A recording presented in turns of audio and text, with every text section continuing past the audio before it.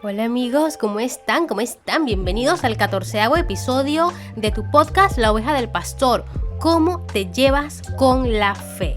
Y es un placer estar otra vez con ustedes, literalmente otra vez, porque no me van a creer lo que me acaba de pasar. Grabé todo el episodio hace unos minutos y cuando lo fui a reproducir, lo grabé con el micrófono de la laptop y no con el micrófono, así que sonaba súper horrible. Y como yo quiero que ustedes entiendan este tema súper interesante, vuelvo a grabar todo otra vez. Así que todas las risas de Nantes tengo que repetirlas. Bueno amigos, la fe. La fe es algo que probablemente no entendemos hasta que la experimentamos o hasta que la sentimos, pues. Lo gracioso del tema es que a veces tenemos fe y ni siquiera, amigos, ni siquiera nos percatamos o ni siquiera nos estamos dando cuenta de eso. Ni siquiera nos damos cuenta de que estamos teniendo fe. Si nos vamos a la RAE, la definición es seguridad, aseveración de que algo es cierto. Esa es la definición de la RAE para la palabra fe. Y yo sé que tú que me escuchas, incluso si eres de otra religión o incluso si eres ateo, tienes fe en algo. Es más, incluso si eres ateo y no crees en la existencia de Dios, eso de por sí ya es un acto de fe, porque si retornamos a la RAE, que dice que la fe es la seguridad de que algo es cierto, entonces para ti es cierto que Dios no existe, entonces tú tienes fe en la inexistencia de Dios. Un diccionario bíblico define la fe como el compromiso de confianza de una persona hacia otra, particularmente de una persona hacia Dios. Es decir, cuando confías en un familiar o cuando confías en un amigo para que te ayude o que no te delate en algo o lo que sea, cuando confías en un compañero que te debe dinero y confías en que te va a pagar, suerte con eso, dicho sea de paso, ya tú estás teniendo fe en esa persona. Es más, hay un dicho que dice que cree en ti mismo, cree en ti.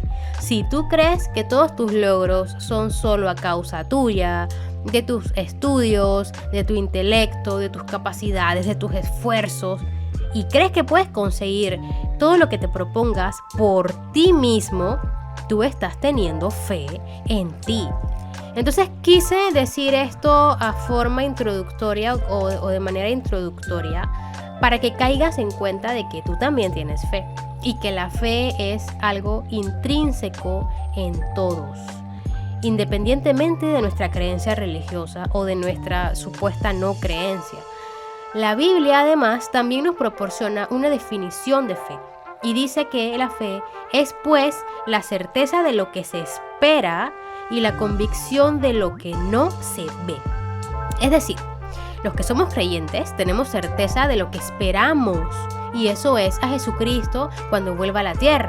Pero esta vez no va a venir como vino hace 2000 años atrás en la humildad de un pesebre, sino que ahora va a venir entre las nubes con toda la gloria de su divinidad, descendiendo así del cielo entre las nubes y toda la cosa. Claro, si tú crees que eso es fantasioso, pero te parece probable la existencia de los ovnis, entonces tu problema no es con la fe, tu problema es con Jesús. Y puede que me refutes, no, pero es que hay evidencia, hay fotos, hay videos de los ovnis. Oigan, eso pareciera que lo hubieran grabado con unos Alcatel. Cada video y foto que veo de los ovnis es peor que el anterior. Pero también hay registro histórico de la autenticidad de la figura de Jesús. Entonces también la fe es la convicción de lo que no se ve. Los creyentes estamos convencidos de que hay un mundo espiritual operando aquí en la tierra también a la par del mundo natural. Algunas personas con creencias distintas llaman a eso energías y ahí ves el palo santo y ahí ves el horóscopo y todas estas cosas. Los creyentes pensamos que hay ángeles que son buenos espíritus y que hay demonios que son malos espíritus. Entonces de ahí viene el espiritismo, que es algo que Dios nos prohíbe, el contacto con lo oculto. Entonces hay personas que tienen fe en esos espíritus, especialmente los malos. Entonces ellos tienen fe en que al hablar con ellos o en comunicarse con ellos, ellos les van a ayudar, les van a dar algún beneficio o alguna revelación o algo. La Biblia también nos prohíbe hablar con los muertos, porque ella misma nos indica que los muertos nada saben y que ellos no tienen conciencia. Aún así, hay personas que invocan muertos teniendo fe en obtener respuestas de ellos, sin saber que detrás de esos supuestos muertos, además, hay espíritus malos que tratan de confundir y apartar a la gente de Dios, pero eso es otro tema. Es decir, la fe está en todos lados todo el tiempo. Puede que tú particularmente tengas fe en la ciencia, fe en los médicos, fe en tu pareja, pero toda esa es una fe, digamos, es una fe distinta de la fe de un cristiano, porque aunque a muchos no les parezca, nuestra fe también está basada en ellos. Y ya hablamos en un episodio anterior llamado La Biblia, realidad o ficción. Te invito a que vayas y lo escuches, donde mencionamos algunas profecías cumplidas de la Biblia y algunos datos científicos. Entonces nuestra fe también está basada en ellos y en cosas pues reales. Entonces nosotros tenemos fe en la palabra de Dios, la misma que ya nos ha dado pruebas de su autenticidad. Pero ahora, ¿qué pasa con Dios y la fe? Yo creo que a Dios le gusta que estemos predispuestos y dispuestos a confiar y a tener esperanza y a tener obviamente fe en Él. Y cuando ponemos nuestra parte y abrimos nuestro corazón y abrimos nuestra mente a tener fe, Dios nos la va a ir regalando poco a poco. Pero también yo creo que pasa al revés, que pasa lo contrario. Cuando nos cerramos a ella, a la fe, cuando estamos predispuestos a no tenerla, a no sentirla, a no experimentarla, asimismo es quitada de nosotros. O sea, nosotros no podemos tener fe si no la queremos, o peor aún, la despreciamos o la menospreciamos. El problema con eso, amigos, es que la Biblia dice que sin fe es imposible agradar a Dios. Entonces hay dos casos bíblicos que me gustaría recordar con ustedes. El primero de ellos es conocido por casi todo el mundo, independientemente de su religión o su creencia, Noé. Noé es uno de los más populares en la Biblia. Amigos, Noé la tuvo que haber pasado extremadamente foco. Noé la tuvo que haber pasado bien mal. ¿Ustedes saben cuánto tiempo le tardó fabricar el arca? Aproximadamente 100 años. 100 años. Y ojo, no es que bueno, pues él la empezó a construir a los 100 años y terminó de construirla a los 200 años. No. Noé se subió al arca cuando tenía 600 años. La Biblia menciona que él tenía 500 años cuando engendró a sus hijos. Pero ¿qué es lo que pasa en esta historia? ¿Qué es lo que sucede, lo que acontece aquí aquí? Que Dios le dice a Noé que iba a traer un gran diluvio para que todo el mundo, atatai, disappear, sayonara, o sea, iban a pelar el bollo ahogados. Pero nunca había llovido en la tierra.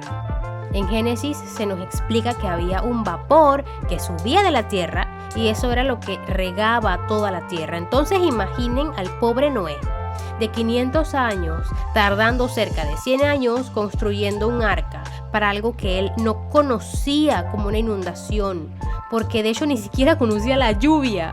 Y se imaginan a la gente burlándose de Noé, porque ellos tampoco conocían la lluvia, ellos tampoco conocían además las repercusiones de mucha lluvia, o sea, de lo que es un diluvio, la inundación.